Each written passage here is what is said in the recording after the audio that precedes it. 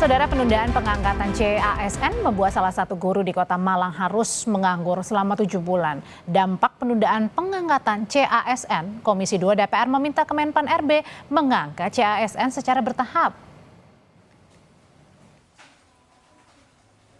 Perkenalkan, Endah Kurniawati, perempuan 32 tahun ini, guru bimbingan konseling di salah satu SMK Kota Malang. Endah telah mengikuti tes CPNS 5 kali dan bersyukur Januari lalu dinyatakan lulus. Seharusnya, Endah sudah bisa mulai bekerja sebagai ASN April atau Mei tahun ini mengacu pada jadwal tahapan seleksi CPNS. Karena jadwal itu, Endah telah mengundurkan diri dari pekerjaannya. Kini, Endah harus menerima kenyataan akan berstatus pengangguran akibat pengumuman pengangkatan CPNS Oktober 2025 dari Kementerian Pan-RB. Dari pengumuman awalnya itu kan ada tanggal sama tahunnya juga yang sudah pasti gitu loh, ternyata dimundur-mundur. Yang pertama sedih dan bingung juga sih, karena kan saya harus off 7 bulan ini dan ya kedepannya masih belum tahu mau ngapain. Sodikun dan Sarobi, dua calon pegawai pemerintahan dengan perjanjian kerja atau P3K, kini harus menghapus harapan bisa menerima gaji penuh bulan ini. Sodikun telah bekerja sebagai honorer di kantor kelurahan selama 29 tahun. Dengan usia yang kini 4 tahun lagi jelang pensiun, Sodikun berharap Kementerian Pan-RB merevisi surat edaran terkait pengangkatan CASN. Kita kerja dari 96 sampai sekarang non-stop, nggak pernah absennya itu terus bekerja sampai sore gitu loh. Pemerintah memperhatikan kita semua. Endah dan Sodikun adalah 2 dari 1,2 juta lebih calon aparatur sipil negara yang kini menunggu pengangkatan. Menurut Kementerian Pan-RB, kondisi data per 15 Januari 2025 ada 248.000 lebih CPNS untuk formasi 2024. Jumlah itu terdiri dari 114.000 lebih CASN di pemerintah pusat dan 134.000 lebih di pemerintah daerah. Adapun pegawai P3K jumlahnya mencapai 1 juta lebih dengan rincian 300.000 lebih untuk P3K di pemerintah pusat dan 716.000 lebih P3K di pemerintah daerah. Saat rapat bersama Komisi 2 DPR, Menteri Pemberdayaan Aparatur Negara dan Reformasi Birokrasi Rini Widiantini menyebut menunda pengangkatan CPNS formasi 2024 pada akhir 2025. Rini mengeklaim usulan penundaan pengangkatan CPNS salah satunya mempertimbangkan usulan dari pemerintah daerah. Pengangkatan ASN nasional secara menyeluruh dan adanya usulan penundaan seleksi dari beberapa daerah, pemerintah mengusulkan untuk dilakukan penyesuaian jadwal pengangkatan CASN sebagai pegawai ASN dengan perkiraan pengangkatan pada akhir 2025 atau di awal 2026. Memastikan bagi pelamar yang telah mengikuti dan dinyatakan lulus selesai CASN tetap diangkat sebagai pegawai ASN. Komisi 2 DPR RI meminta Kementerian Pendayaan Aparatur Negara dan Reformasi Birokrasi atau Kemenpan RB merevisi surat edaran terkait pengangkatan CASN dan P3K. Wakil Ketua Komisi 2 DPR dari fraksi Golkar Sulfikar Arse menyebut, DPR telah meminta Kemenpan RB untuk menggelar pengangkatan secara bertahap, tidak harus serentak. Sulfikar berdalih tidak ada alasan penundaan pengangkatan jika administrasinya sudah berjalan. Memberi ruang bagi pengangkatan secara bertahap dan batas akhirnya Oktober 2025 untuk CPNS dan 2026 Maret 2026 untuk CP3. Berangsur saja, bertahap. Kalau memang sudah siap, instansi tersebut atau daerah tersebut sudah selesai pengisian DRH-nya dan pengusulan NIP-nya dan sudah ada pertek dari BKN-nya, udah angkat aja. Jika pemerintah tetap menunda pengangkatan CASN dan P3K, maka ada potensi 200.000 lebih warga yang pengangguran akibat telah keluar dari pekerjaan mereka. Tim Liputan, Kompas TV. DPR, Saudara, sudah meminta Kementerian Pan-RB merevisi surat edaran terkait pengangkatan CPNS atau CANS bagaimana Kementerian Pan-RB ini meresponnya. Kami bahas bersama Aba Subagje, Deputi Bidang SDM Aparatur Kementerian Pan-RB. Selamat malam Pak Aba. Malam Mbak. Pak Aba, tadi dari Komisi 2 kan sudah meminta agar jangan ditunda untuk pengangkatan CASN dan juga P3K ini dilakukan secara bertahap. Respon dari Kemenpan RB gimana Pak? Ya, makasih Mbak. Jadi yang pertama bahwa kesepakatan itu di Komisi 2 itu yang sudah dituangkan di dalam surat kesepakatannya keputusan bersama antara Komisi 2 dengan pemerintah dalam hal ini Menteri Pan-RB bersama BKN. Ya, jadi artinya ada beberapa pertimbangan sebagaimana yang disampaikan oleh Bu Menteri. Kita sedang melakukan proses penataan, juga menjawab berbagai tantangan, termasuk kita juga sedang membuat grand design untuk penataan ASN, termasuk juga terkait dengan sistem meritnya.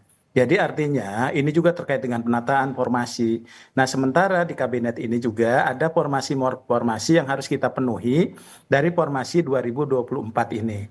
Karena ada beberapa Mbak tadi instansi pemerintah yang tadi ada bertambah dan bahkan ada pemecahan dari beberapa lembaga. Sehingga kan ini juga harus ditata dan dipenuhi dari formasi yang ada di tahun 2024. Tapi Pak, bukannya anggaran resminya ini sudah diputuskan di 2024, sehingga kalau gitu seharusnya tidak ada dong masalah untuk pengangkatan? Ya, sebetulnya bukan hanya masalah itu ya. Jadi artinya ini juga terkait dengan supaya penataan pengangkatan itu juga bisa dilakukan secara serentak. Nah, selama ini juga TMT itu beda-beda Mbak. Jadi ada juga teman-teman kadang-kadang yang bertanya kenapa TMT kami bisa berbeda.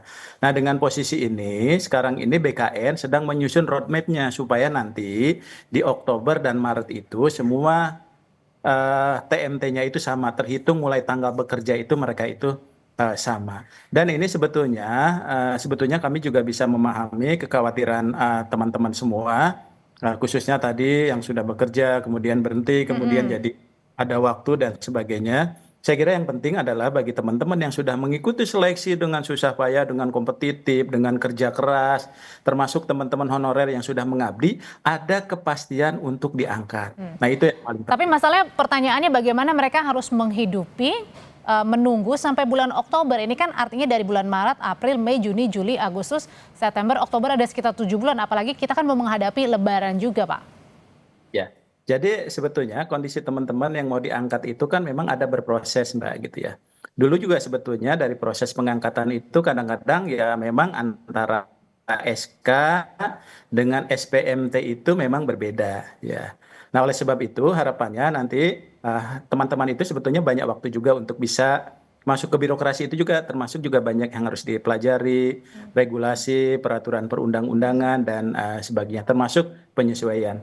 Jadi sekali lagi juga kami memaklumi bagi teman-teman tadi yang terima kasih punya punya niat gitu ya untuk menjadi ASN, untuk mengabdi kepada bangsa dan negara. Tapi kan ini manajemen secara keseluruhan dan Bu Menteri selalu menyampaikan itu juga harus kita lakukan secara hati-hati gitu ya. Kemudian juga kita memperhatikan berbagai hal. Tapi yang paling penting adalah pastikan bahwa mereka akan diangkat. Iya, tapi diangkatnya kan pada saat nanti Oktober ya Pak ya?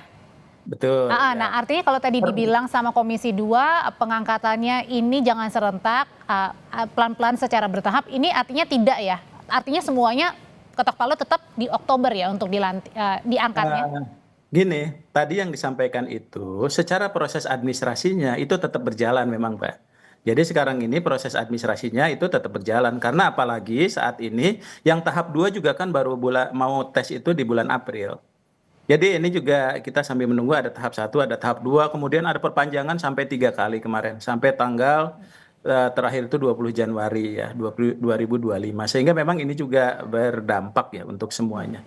Jadi artinya proses ini tetap berjalan ya, tahap 2 tetap mengikuti seleksi ya. Kemudian yang selanjutnya kita bisa sama-sama dilakukan pengangkatan secara bersama. Oke, Pak, dari kan ada juga kemarin pernyataan ya kalau misalnya bagi yang sudah keluar gitu untuk kalau bisa masuk lagi untuk sementara waktu ke perusahaan sebelumnya.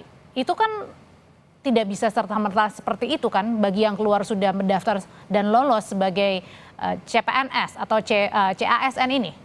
Ya mungkin kan itu salah satu barangkali ya yang disampaikan oleh BKN ya kalau tidak salah, bahwa itu kan wacana yang disampaikan ya. Artinya mungkin ya tapi kita tetap dulu kepada bahwa proses yang sudah disepakati antara pemerintah dalam hal ini Menteri Pan-RB bersama BKN dengan Komisi 2 itu kita jalankan dulu ya semuanya sesuai dengan rencana saat ini. Jadi pada saat nanti sesuai rencananya adalah bulan Oktober dan kemudian di bulan Maret juga ada P3K yang tahap 1 dan tahap 2 gitu ya. Oke, terakhir Pak Aba, berarti artinya adalah memang CPNS ini atau CAS ini menunggu ya dalam artian 7 bulan ini ya. Tapi kan proses administrasinya itu tetap berjalan, Mbak. Jadi banyak syarat dan sebagainya, pengecekan kembali dan sebagainya. Jadi seperti yang disampaikan Bu Menteri, prinsip kehati-hatian, administrasinya kan dicek dulu juga semua teman-teman itu ya. Sambil berjalan gitu, ya tetap kita nanti akan pengangkatan di akhir. Pak, tapi sebenarnya untuk pertimbangannya kenapa sih harus pengangkatannya ini dilakukan secara serentak? Ya itu tadi, ini kita kan punya waktu. Jadi Mbak, sekarang ini kita ini kan punya salah satu tugas kita melaksanakan mandat di Undang-Undang 20 2023. Di mana salah satunya adalah penataan tenaga non ASN. Jadi saat ini kita diminta oleh undang-undang ada mandat untuk menyelesaikan tenaga non ASN yang jumlahnya itu 1,7 juta. Tapi yang tadi yang masuk itu sekitar 1 jutaan, 1.017.000. Nah, oleh sebab itu sebetulnya itu juga menjadi Tapi ada perhatian juga nggak sih Pak, sekitar 1 juta tadi lebih itu yang masuk yang lulus kemarin dan akan masuk di 2025. Mereka harus gimana nih menghidupi hidupnya selama 7 bulan? Kan kalau yang P3K kan mereka sedang bekerja saat ini, Mbak. Jadi yang P3K itu saat ini mereka yang sudah bekerja, karena kemarin yang kita buka itu adalah untuk tenaga honorer atau pegawai ASN. Jadi selama ini mereka tetap dapat penghasilan, ya, tetap dapat. Selama tes aja kemarin mereka tetap dapat gaji, Mbak. Kalau teman-teman P3K itu. Kalau yang Cuma statusnya tadi masih pegawai non ASN atau honorer gitu ya. Tapi secara penghasilan kalau mereka memang sudah sudah mendapatkan penghasilan saat ini gitu ya. Tiap bulan itu mereka dapat gaji. Itu yang tadi P3K ya Pak ya? Iya, betul. Kalau yang di luar itu? Kalau di luar itu kan formasi kita ini pertama 100% CPNS, kedua 100% untuk tenaga non ASN atau pegawai non ASN. Jadi artinya bagi teman-teman tadi yang CPNS ini cuma rata-rata bukan fresh graduate juga gitu ya itu. Tapi kalau yang fresh graduate kan nggak ada masalah. Sebetulnya kita juga untuk fresh graduate, tapi kan itu untuk seluruh warga Indonesia boleh. Nah sehingga bagi teman-teman tadi yang sudah bekerja kemudian berhenti karena tidak boleh. Nah itu belum lagi menghidupi kalau sudah punya anak, punya istri, punya cicilan dan lain sebagainya. Nah ini saat ini rupanya animo untuk jadi PNS itu bukan hanya fresh graduate, tapi orang-orang yang sudah bekerja, Mbak, di tempat lain. Dia kan oleh perusahaannya mungkin harus berhenti ya, sehingga harus ya memang konsekuensinya itu tadi kita seperti itu gitu ya. Tapi saya kira kami mengucapkan terima kasih, apresiasi bagi teman-teman tadi yang sudah memiliki minat untuk menjadi ASN, kemudian mengabdi menjadi aparatur sipil negara. Mudah-mudahan kontribusinya nanti bisa sangat bermanfaat bagi birokrasi kita. Ya. Oke, Pak Aba, ini ada juga nih pernyataan dari beberapa CPNS ya, kalau saya mengutip nih. Ada yang bilang gini, pesertanya, saya kira nganggurnya sebentar, ternyata diperpanjang. Lalu kemudian apa mungkin yang bisa dilakukan atau solusi yang bisa ditawarkan begitu dari Kemenpan RB? Nanti Pak Aba akan menjawabnya ya Pak ya, usai jeda berikut ini, tetaplah bersama kami. Membahas soal penundaan pengangkatan CASN, Pak Aba, saya punya teman sebelumnya kerja di perusahaan swasta, kemudian keluar karena keterima CASN atau CPNS ini. Tapi pertanyaannya bagaimana ini? Ini mungkin yang dihadapi satu teman saya, tapi banyak ribuan lainnya juga menghadapinya. Ini gimana kalau misalnya sudah berkeluarga, sudah punya anak, sudah punya tanggungan, mungkin juga dalam satu keluarga hanya ia yang bekerja? Ya, makasih. Jadi yang pertama bahwa rupanya animo untuk jadi PNS khususnya itu cukup tinggi ya. Dulu kita mungkin rata-rata orang yang ikut melamar itu rata-rata fresh graduate, teman-teman lulusan. Karena selama ini anak-anak baru ini belum punya kesempatan ya. Kita selalu memikirkan tenaga honorer yang masuk. Nah, saat ini pemerintah melalui Bu Menteri Pan RB, beliau sangat konsen terhadap ini, memperhatikan anak-anak muda salah satunya. Nah, yang bisa dilakukan untuk yang fresh graduate adalah melalui CPNS. Nah tadi rupanya Mbak yang daftar itu bukan hanya tadi anak-anak baru gitu ya, rupanya bukan hanya fresh graduate tapi juga orang-orang yang sudah bekerja. Jadi kami juga sangat memaklumi ya, khususnya mungkin barangkali yang sudah punya tanggungan dan sebagainya. Nah oleh sebab itu maka ketika masih ada waktu ini, Ini juga mungkin nanti ada proses ya, proses administrasi dan sebagainya. Nah harapannya orang bekerja di swasta, kemudian masuk ke pemerintahan, mindsetnya juga sebetulnya kan harus berubah memang. Karena kita nanti punya berakhlak, ya. Berakhlak itu etikanya, kolaborasinya, orientasi pelayanan dan sebagainya itu juga harus dipelajari. Oke. Untuk nanti ada latsar, latsar. Nah, ini ada waktu ini nanti kami akan minta kepada para kepala biro kepegawaian, ya kepala biro SDM mungkin melakukan pembinaan komunikasi dengan teman-teman ini, gitu ya. Bagaimana nanti karena kan ini posisinya adalah di masing-masing kementerian, lembaga dan pemerintah daerah. Nanti apakah dia akan diberikan nanti melalui Zoom meeting ya, bisa pemahaman terhadap peraturan perundang-undang bidang kepegawaian, pemerintahan dan sebagainya, itu mungkin nanti kita akan minta ke teman-teman di para kepala biro pengelola kepegawaian lah umumnya gitu. Pak Abbas Subagji, Deputi Bidang SDM Aparatur Kementerian PAN-RB, terima kasih sudah berbagi informasinya mengenai penundaan pengangkatan CPNS. Terima kasih Pak Abbas. Terima kasih Mbak, sehat selalu.